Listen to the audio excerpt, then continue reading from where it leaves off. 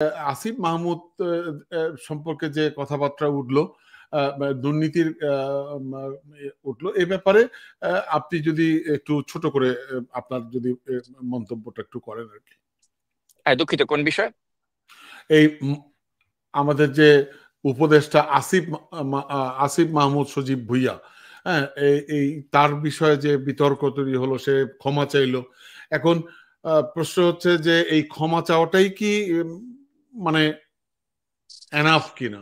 তার কারণ হয়তো এটা ধরা পড়েছে বলেই ক্ষমা চেয়েছে, এবং অনেকে বলছে যে আরো অনেক কিছু আছে, অনেক স্ক্যান্ডাল আছে, অনেক কিছু আছে, এবং যাদেরকে মানে যারা তার মন্ত্রণালয় থেকে পদত্যাগ করেছে, তার যে ব্যক্তিগত সহকারী বলছে যে আমি নিজে আমি আমি আমি রিজাইন দিয়েছি, আমাকে বের করে দেওয়া হয়নি। এখন তার বিরুদ্ধে কোন রকম ব্যবস্থা নেওয়া হলো না, তদন্ত করা হলো না, এই প্রশ্নগুলো আসছে। এখন আপনি এই ব্যাপারে কি বলবেন? এই বিষয়টাকে আমি একটু অন্যভাবে ব্যাখ্যা করতে চাই। আপনি দেখেন যে 1971 সালে মহান মুক্তিযুদ্ধের সময় আপনি দেখেছেন যে কাদের সিদ্দিকী কত বীরোচিত ভূমিকা রেখেছিল। কাদের সিদ্দিকী একটা বীর মুক্তিযোদ্ধা ছিল, এটা তো কেউ অস্বীকার করতে পারবো না। আমরা যদি অস্বীকার করি তাহলে মুক্তিযুদ্ধকে অস্বীকার করা হবে। এবং কাদের সিদ্দিকী বঙ্গবীর উপাধি পেয়েছিল। 71 সালে নিজের জীবনের প্রতি পরোয়া করেনি কাদের সিদ্দিকী। কিন্তু এই কাদের সিদ্দিকী 71 সালে যখন দেশটা স্বাধীন হয়ে গেল, তখন সে কি করলো? লুটপাট থেকে শুরু করে শেখ মুজিবের নাম ভাঙিয়ে এমন কোন অপকর্ম নেই যে কাদের সিদ্দিক করে নাই। পরবর্তী সময়ে এই কাদের সিদ্দিকী আপনি দেখেছেন যে ডামি নির্বাচনের আগে দিয়ে শেখ হাসিনার সাথে সে মিলে গিয়ে জনগণের বিপক্ষে চলে গেল। তো এই একই কাদের সিদ্দিকী 71 সালে ছিল আমাদের কাছে হিরো। আজকে এই 2025 সালে এসে কাদের সিদ্দিকীকে আপনি দেখেন পচে গেছে, জিরো। বোঝা গেল। তাকে আর কেউ ওই বঙ্গবীর বা তার ওই 71-এর গৌরব নিয়ে কিন্তু আমরা আলোচনা করি না। আমরা কাদের সিদ্দিকীকে এখন একটা টাউট, বাটপার, আওয়ামী লীগের দালাল বা স্বৈরাচারের দোসর এই হিসেবে কিন্তু চিহ্নিত করি। অর্থাৎ কাদের সিদ্দিক তার অবস্থানটাকে কিন্তু ধরে রাখতে পারে নাই। তাই মনে করি কি রাজনীতির ক্ষেত্রেও কিন্তু এই অবস্থানটাকে ধরে রাখা, ব্যক্তি ইমেজটাকে ধরে রাখা কিন্তু খুব ইম্পর্টেন্ট। যেটা আমি মনে করি যে কাদের সিদ্দিকীর সাথে আমি তুলনা করতে পারি নাহিদকে বা আসিফকে। কিভাবে আমি একটু ব্যাখ্যা করি আপনাকে। এই যে নাহিদ বা এই যে আসিফ, তারা যে আমাদের 24-এর এই গণ অভ্যুত্থানের যে তারা মহানায়ক, এটা তো অস্বীকার করার কোনো উপায় নেই। কাদের সিদ্দিকী যেমন 1971 সালে আমাদের মহান মুক্তিযুদ্ধের একজন মহানায়ক ছিলেন, একইভাবে এই 24-এর যে আমাদের গণ অভ্যুত্থান এটারও কিন্তু মহানায়ক ছিল এই আসিফ এবং নাহিদ। এবং জনগণের যথেষ্ট ভালোবাসা কিন্তু তারা পেয়েছে, শ্রদ্ধা তারা পেয়েছে। কিন্তু অত্যন্ত দুঃখজনক বিষয় হচ্ছে তারাও কিন্তু কাদের সিদ্দিকীর মতো তাদের ওই জনপ্রিয়তাটাকে, তাদের যে ধরে ইমেজটাকে তারা রাখতে কিন্তু পারেন। ধরে রাখতে পারেনি।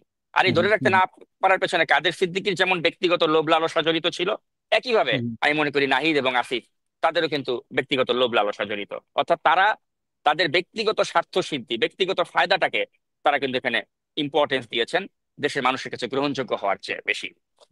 এখন 71 সালে কিন্তু নিজের জীবনকে পরোয়া করে নাই কাদের সিদ্দিকী। ওই সময় সে মারাও যেতে পারতো। কিন্তু এখন আপনি বেঁচে গেলেন, বেঁচে গিয়ে এটা আপনাকে লাইসেন্স দেয় নাই যে এখন আপনি বাংলাদেশে, স্বাধীন বাংলাদেশে যা ইচ্ছা তাই করতে পারবেন। কাদের সিদ্দিকীর ব্যাপারটা কিন্তু তাই ছিল। 71 সালের পরে কাদের সিদ্দিকীর অ্যাটিচিউডটা ছিল এরকম, আমি দেশ স্বাধীন করছি, এখন দেশটাকে লুটপাট করার অধিকার আমার।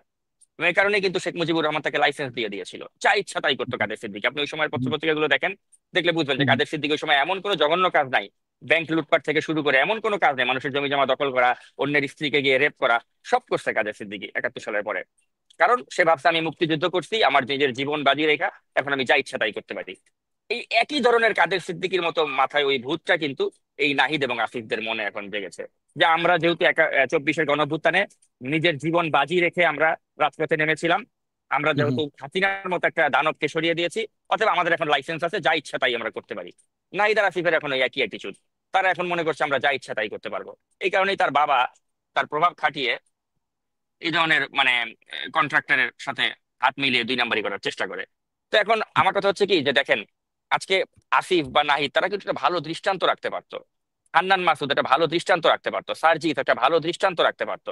তারা কি করতেছে? তারা 100টা গাড়ি নিয়ে শোডাউন করতেছে। তারা রাজনৈতিক দল করেছে একটা এনসিপি। আমরা কি বলছি যে এই এনসিপিটাকে, তাদের যে অফিসটা, এই অফিসটা রূপায়ণ টাওয়ারে মিস্টার মুকুল ব্যবসায়ী তিনি দিয়েছেন। এটা আমরা জানি যে রূপায়ণ টাওয়ার তাদেরকে একটা ভালো একটা অফিস তাদেরকে দিয়েছে। এখন কথা হচ্ছে হু ইজ দিস মুকুল? রূপায়ণ টাওয়ারের মুকুলটা কে? আমি আপনাদেরকে বলি, এই রূপায়ণ টাওয়ারের মুকুলটা হচ্ছে গিয়ে আপনার ওই যে দৈনিক দেশ রূপান্তরের মালিক যে হুম তিনি।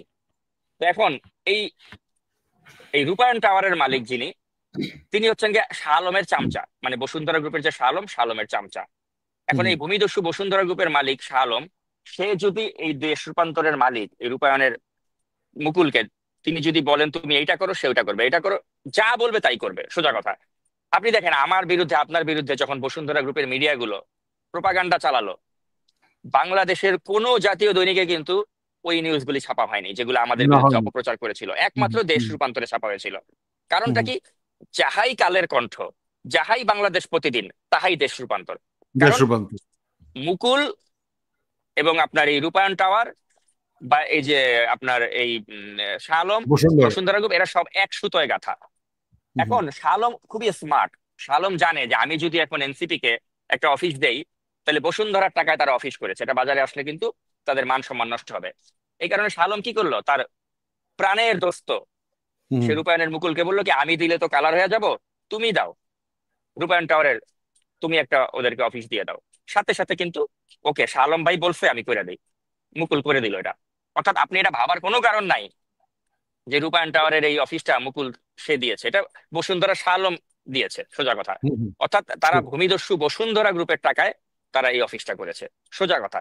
কারণ শাহ আলম নিজের নামটা এখানে আনতে চায় নাই, সে হুম মুকুলকে হুম, দিয়ে এটা করাইছে। তাহলে দেখেন এই ছাত্রদের রাজনৈতিক দল, তারা প্রথমেই কিন্তু দেখেন কত বড় একটা দুর্নীতির সাথে জড়িয়ে গেল, যে তারা ভূমিদস্যু বসুন্ধরা গ্রুপের রেকমেন্ডেশনে একটা অফিস প্রাপ্তি তারা করলো। এখন এই ভূমিদস্যু বসুন্ধরা গ্রুপের কথা আমি বারেবার কেন বলি, কারণ এই হচ্ছে সেই বসুন্ধরা গ্রুপ যারা ছাত্র আন্দোলনের সময় আপনি দেখেছেন যে এই শাহ আলম বলেছিল এই ছাত্রদেরকে হুম, জঙ্গি, সন্ত্রাসী, হুম, এবং সে বলেছিল যে শেখ হাসিনার সাথে মৃত্যুর আগেও থাকবে, মৃত্যুর পরেও থাকবে।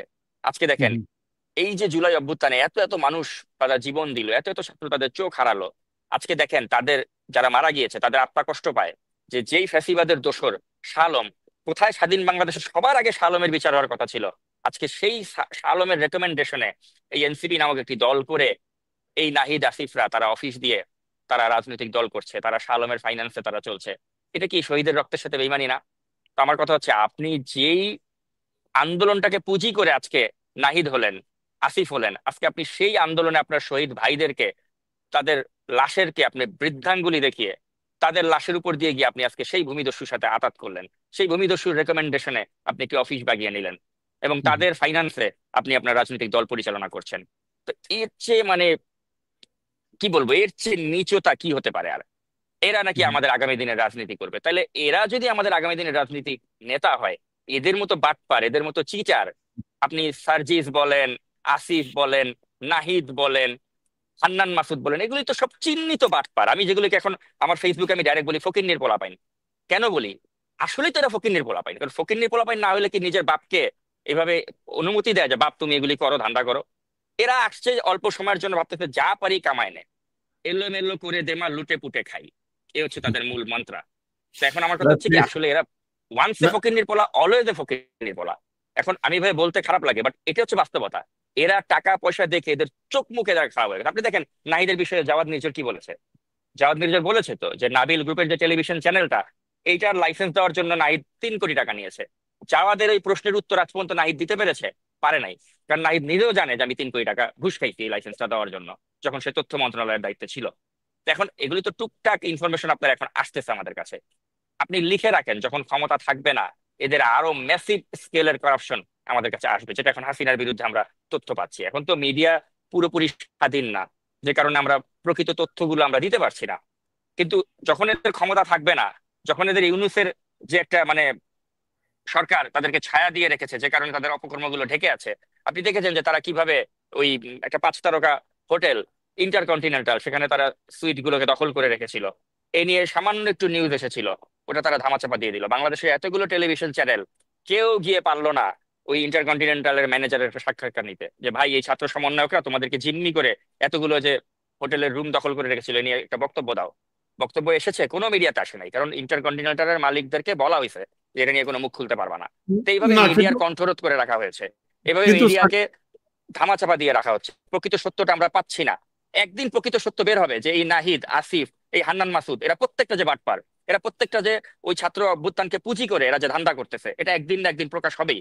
এখন তো একটু একটু করে বের হচ্ছে, একদিন না, সব যেমন কিছু বের ধরেন, হবে। যেমন ধরেন হান্নান মাসুদ, সে বলছে যে তার তো থাকারও বাড়ি নাই, বাড়িটা ভাঙাচোরা, মানে খুব করুণ অবস্থা।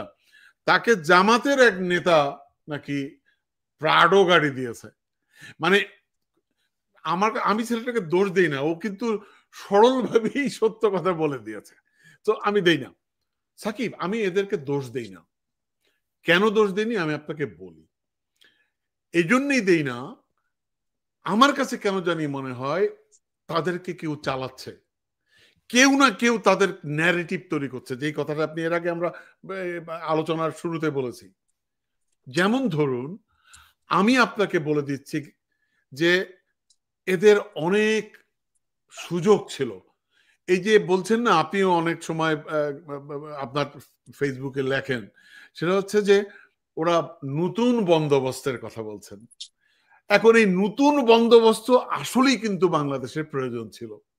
এই নতুন বন্দোবস্ত বলতে যে তারা পুরনো যে ট্রেডিশনাল রাজনীতি, এই ট্রেডিশনাল চাঁদাবাজি, ট্রেডিশনাল বিষয়গুলোতে ওরা বেশি আগ্রহী হয়ে গেছে।